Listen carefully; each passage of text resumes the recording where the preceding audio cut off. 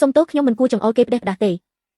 គឺមិត្តខ្ញុំគ្មានសណ្ដាប់ធ្នាប់ខ្ញុំសុំទោសអ្នកនាងយុនជីមិនអីទេតែខ្ញុំពិតជាចង់ដឹងមែនការបែងចែកប្រុសស្រីនេះមានន័យយ៉ាងម៉េច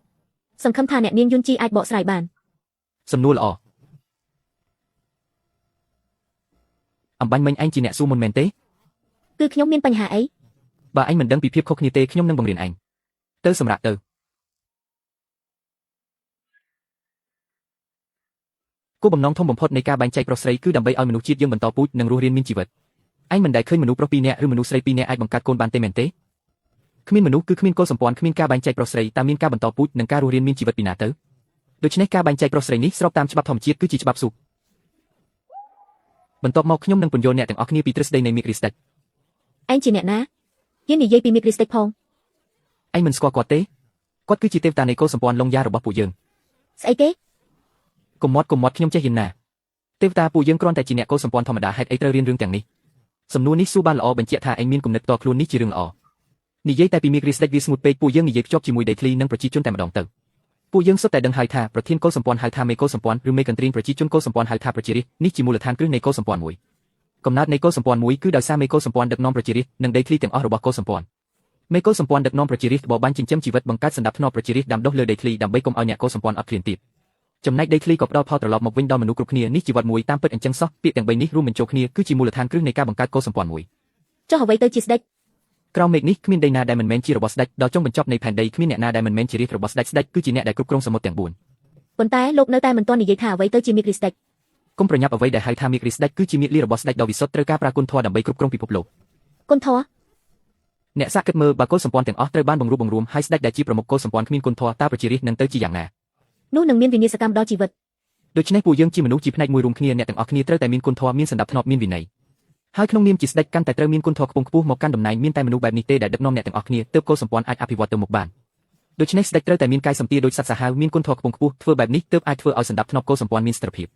នេះហើយជាមីគ្រីស្ដេចដែលខាងក្នុងជាអ្នកប្រាជ្ញខាងក្រៅជាស្ដេចខាងក្នុងជាអ្នកប្រាជ្ញខាងក្រៅជាស្ដេចគុណធម៌នេះហើយជាមាឃលារបស់ទេវតាឡុងយ៉ាមែនទេជប់ទៅកុំស្ដាប់គាត់គ្រាន់តែនិយាយបោកប្រាស់អ្នកអតីតទេអ្នកទាំងអស់គ្នាថ្នាក់រៀនថ្ងៃនេះបញ្ចប់ត្រឹមនេះសូមអ្នកទាំងអស់គ្នាកម្ដងទៀតនៅសប្តាហ៍ក្រោយឯងចង់ធ្វើអីអ្នកនាងតើអ្នកមានកន្លែងណាមិនស្រួលខ្លួនទេចង់ញ៉ាំថ្នាំទឹកខ្លះទេមាឃលាផ្ដាច់ការនៃកុលសម្ព័ន្ធធានឈុងរបស់ខ្ញុំនិងទ្រឹស្ដីមីគ្រីស្ដេចរបស់ទេវតាឡុងយ៉ាគឺផ្ទុយគ្នាមើលទៅពួកយើងទាំងពីរត្រូវបានកំណត់ថាជាស្ត្រូវនឹងគ្នាហើយជប់ឯងកំពុងធ្វើអីមួយនឹងពួកយើងធ្លាប់ជួបគ្នាទេក្មេងស្រីនេះមានរឿងអីខ្ញុំដូចជាមិនបានធ្វើអីនាងសោះមិនធ្លាប់ជួបទេប៉ុន្តែពាក្យដែលលោកនិយាយធ្វើឲ្យខ្ញុំមានអារម្មណ៍រំភើបណាស់អត្ថន័យរបស់អ្នកនាងខ្ញុំគឺលោកទេវតានិយាយបានល្អមែនទេសរសើរពេកហើយខ្ញុំគ្រាន់តែជាអ្នកនាំពាក្យចំណេះដឹងប៉ុណ្ណោះមេកុលសម្ព័ន្ធកុំឲ្យគេដឹងពីអត្តសញ្ញាណសោះណាបើទេវតាបានលើកឡើងពីខាងក្នុងជាអ្នកប្រាជ្ញខាងក្រៅជាស្ដេចប្រហែលជាទេវតាមានចិត្តចង់គ្រប់គ្រងសមុទ្រទាំង4ហើយមែនទេ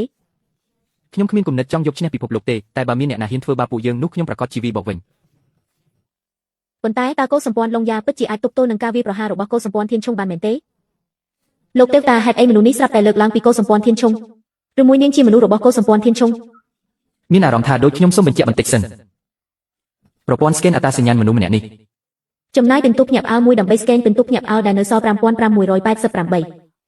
គឺនាងសោះបែបនេះទើបអាចពន្យល់បានកុលសម្ព័ន្ធធានឈុងគឺជាម្ចាស់នៃទឹកដីនេះអនុវត្តមាឃលាផ្ដាច់ការចំណែកខ្ញុំប្រើសេចក្តីសប្បុរសដើម្បីជំរុញមីគ្រីស្ដេចប្រកាសជានឹងបង្កឲ្យមានចំនួនមានរឿងអីលោកទេវតាមិនអីទេមិនបាច់បារម្ភទេបើនាងមិនចង់ឲ្យគេដឹងពីអត្តសញ្ញាណទេនោះចាំមើលតាមនឹងសិនទៅទាញនាងឲ្យចូលមកក្នុងចង្វាក់របស់ខ្ញុំសំហើយដែលជាទេវតានៃកុលសម្ព័ន្ធឡុងយ៉ាសម្លឹងមុខខ្ញុំតែមិនចាញ់ព្រៀបសោះទប់ទល់បានឬអត់ខ្ញុំមិនដឹងទេតែតាំងពីដើមមកកុលសម្ព័ន្ធឡុងយ៉ាមិនដែលខ្លាចការប្រឈមមុខទាំងនេះទេទោះបីលោកជាទេវតាតែមិនអាចទប់ទល់នឹងនានាការធំបានទេកុលសម្ព័ន្ធធានឈុងគឺជានានាការធំសម្ដីរបស់នាងមិនមានបញ្ហាទេតែមានកំហុសដ៏សំខាន់មួយហេតុអីខុសនាងមិនស្ដាយជីវិតតែតែងតែមានអ្នកស្ដាយជីវិតប្រជារាស្ត្រនៃកុលសម្ព័ន្ធធានឈុងរបស់ខ្ញុំខ្លាចស្លាប់ធ្វើអីកិត្តិយសរបស់កុលសម្ព័ន្ធគឺជាជីវិតរបស់ពួកគេកម្លាំងខ្លាំងប៉ុណ្ណាក៏មិនអាចទប់ទល់នឹងការវាយប្រហារកាត់បន្ថយវិមាត្របានដែរការពិតគឺបែបនេះខ្ញុំជឿថាមេកុលសម្ព័ន្ធធានឈុងអាចមើលឃើញខ្ញុំទទួលស្គាល់កិត្តិយសរបស់កុលសម្ព័ន្ធធានឈុងតែអ្នកចម្បាំងនៃកុលសម្ព័ន្ធឡុងយ៉ារបស់ខ្ញុំឆ្លងកាត់រយៈពេល1ឆ្នាំនេះបានផ្លាស់ប្ដូរទាំងស្រុងបាត់ទៅហើយកុលសម្ព័ន្ធធានឈុងលែងជាគូប្រកួតរបស់ពួកយើងទៀតហើយ